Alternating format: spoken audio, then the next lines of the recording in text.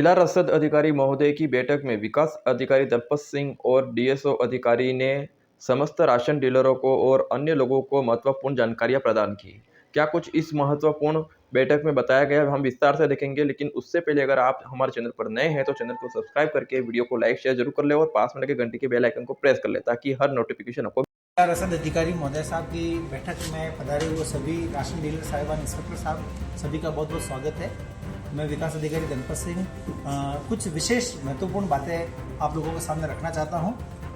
चूँकि आज मीटिंग में अपन को पता चला है कि सरकार द्वारा राशन कार्ड के लिए पोर्टल खोला गया है और खाद्य सुरक्षा के लिए भी पोर्टल खोला गया है, तो कुछ अच्छी बातें हैं। हमारे लोगों को जोश है, उत्साह है, सभी लोग आ रहे हैं। लेकिन जो आवेदन पत्र लेके आ रहे हैं उस आवेदन पत्र को खाली लेके आ रहे हैं और कई जनों का दस्तखत भी नहीं है। अलग अलग कैटेगरियाँ हैं, दो तरह के आवेदन पत्र है। एक तहसीलदार साहब वाला आवेदन पत्र है जो भूमिहीन या सीमांत या लघु कृषक के लिए है। भूमिहीन का मतलब बिल्कुल जमीन नहीं, सीमांत का मतलब 5 बीघा के आसपास जमीन है और लघु कृषक का मतलब 9 बीघा के आसपास जमीन है। तो इसके कागज के ऊपर तहसीलदार साहब और पटवारी जी की रिपोर्ट होगी, उसके अलावा अन्य व्यक्तियों के दस्तखत की अपन को जरूरत नहीं है। दूसरा जो दस्तखत करना है वहाँ पर 33 कैटेगरियाँ हैं, उस 33 कैटेगरियों के लोग ही पात्र हैं और 7 तरह की अपात्रता है। जैसा जिला रसद अधिकारी महोदय ने मुझे बताया है तो 7 तरह की जो अपात्रताएं हैं वो ये है कि कोई आयकर दाता, इनकम टैक्स देने वाले, सरकारी नौकरी वाले या ज़्यादा ज़मीन वाले या ट्रैक्टर या वाणिज्यिक वाहन वाले, 1000 स्क्वायर फीट से ज़्यादा अगर नगर परिषद में ज़मीन है वो वाले, आवासीय मकान वाले, नगर निगम वाले, और इसके अलावा 1 लाख रुपए वार्षिक से अधिक आय सीमा वाले या जिनके स्वामित्व में बड़ी भूमि है, जैसा मैंने आपको बताया, ये सब अपात्र हैं। तो इनको फार्म भी नहीं भरना है और अगर ये अपात्र लोग पहले की सूची में आए तो इनको हटाना भी है। दूसरे जो जैसा सर ने बताया है, पूरी सूची हमारे पास में है कि 33 तरह की पात्रताएं हैं। ये राशन कार्ड से तय होगा कि वो स्टेट बीपीएल या अंत्योदय परिवार या बीपीएल है, अन्नपूर्णा योजना के लाभार्थी है। पेंशन के पीपीओ से पता चलेगा किसी भी तरह की पेंशन उनको मिल रही हो या सामाजिक न्याय विभाग में वो रजिस्टर्ड हो या मुख्यमंत्री जीवन रक्षा कोष से उनको कोई लाभ मिल रहा हो, एकल महिलाएं हो, श्रम विभाग में पंजीकृत हो, अनाथालय में या वृद्धाश्रम में या कुष्ठ आश्रम में रह रहे हो, कचरा बीनने वाले हो, कच्ची बस्ती में निवास करने वाले लोग हो या शहरी घरेलू कामकाजी महिलाएं हो, गैर सरकारी सफाई कर्मी हो, स्ट्रीट वेंडर हो, उत्तराखंड त्रासदी वाले परिवार हो, साइकिल रिक्शा चलाने वाले हो, कूली हो, कुष्ठ रोगी हो जिनको मेडिकल डिपार्टमेंट का सर्टिफिकेट होगा, किसी को जो फॉरेस्ट का वनाधिकार का पट्टा मिला है वो परिवार हो, लघु कृषक हो, लघु कृषक का सर्टिफिकेट मैंने जैसा बताया तहसीलदार साहब देंगे।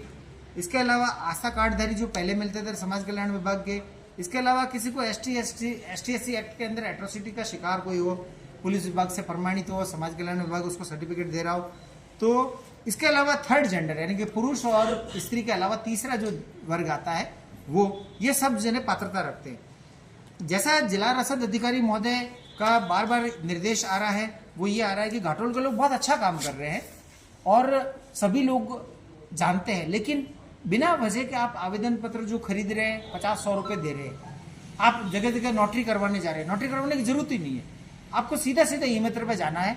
ई मित्र पे जाकर के आपको 50 रुपये शुल्क आपसे लेगा ई मित्र वाला और आपको एक रसीद देगा। रसीद आपको अवेयर के रखनी है। इस ई मित्र पर जो सर्टिफिकेट अपलोड होंगे वो ऑटोमेटिकली एसडीएम साहब या रसद अधिकारी महोदय के वहाँ चले जाएंगे। फिर उसके बाद विकास अधिकारी कार्यालय यानी कि मेरे कार्यालय में आएंगे। मैं अप्रूव करने के लिए एक कमेटी बना के भेजूंगा। कमेटी आपको पता ही है, ग्राम विकास अधिकारी, पटवारी और वहाँ के बीएलओ यानी कि बूथ लेवल अधिकारी, जहाँ पे कोई टीचर भी हो सकते हैं, कोई और भी हो सकते हैं, वो आपकी जांच करके दे देंगे। तो उस जांच के बाद में फिर आपका नाम अप्रूव हो जाएगा। तो अभी आप जितनी भागादौड़ी कर रहे हैं, आम नागरिक सर्टिफिकेट ला रहे हैं, वो कागज ला रहे हैं, वो कागज ला रहे हैं, इसकी जरूरत ही नहीं है। ज्यादातर तो लोग खाली कागज ला कर दस्तखत करवा रहे हैं। आप इस कागज को इकट्ठा करने से कोई मतलब नहीं है, अधूरा होगा, कागज के अंदर कैटेगरिया व्यवस्थित नहीं होगी तो वह ये कैंसिल हो जाएगा। हम आपका दस्तखत कर रहे हैं आपका मन रखने के लिए, लेकिन इसका विशेष मतलब नहीं है। दूसरी बात मैं आपको ये कहना चाह रहा हूँ कि नई राशन कार्ड आवेदन के लिए लाइन खुल गई है। कुछ लोगों को नाम हटाने हो कराए, ई-केवाईसी करानी है तो वो करवा देवे जल्दी से जल्दी। राशन कार्ड अगर इस पंचायत से हटा कर शिफ्ट कराना है दूसरी जगह तो करवा देवे, डिलीट करा करके दूसरी जगह आवेदन कर ले। पुराने राशन कार्ड के या शिफ्टिंग के पुराने राशन कार्ड बनाने के या एड मेंबर के दोबारा आप कोई मेहनत मत करो, हमारे पोर्टल पे मौजूद है, हम कर रहे काम, हमने एक्स्ट्रा टीम लगा रखी है, तो आप कहीं भी परेशान नहीं होना चाहिए आपको। महत्वपूर्ण बात यह है कि राशन कार्डों को आधार सीडिंग किए बिना एक भी काम नहीं होगा। तो सभी राशन डीलर साहिबान, जैसा श्रीमान ने आदेश दिया है डीएसओ साहब ने, उसकी पालना अपन करें, सब जने लिस्ट लें।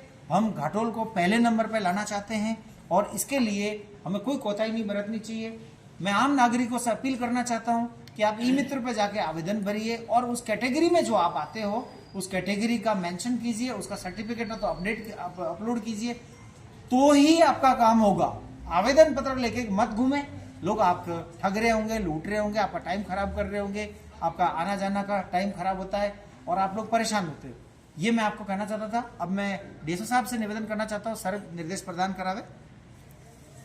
जैसा कि वीडियो साहब ने सारी चीजें लगभग क्लियर कर दी हैं और उसमें मोस्टली ये है कि आपको जिस कैटेगरी से आप आवेदन कर रहे हैं उसका आपको सर्टिफिकेट अपलोड करना होगा, तो आप वो आप पहले से आप बना के रखें और उस सर्टिफिकेट के साथ ही आप ई मित्र पर जाएं तो आपका काम सीधा सीधा ऑनलाइन हो जाएगा और उस ऑनलाइन का आवेदन अब ऑटोमेटिकली एसडीओ साहब या डीएसओ के आईडी पे आएगा और वही वीडियो पे फॉरवर्ड होगा।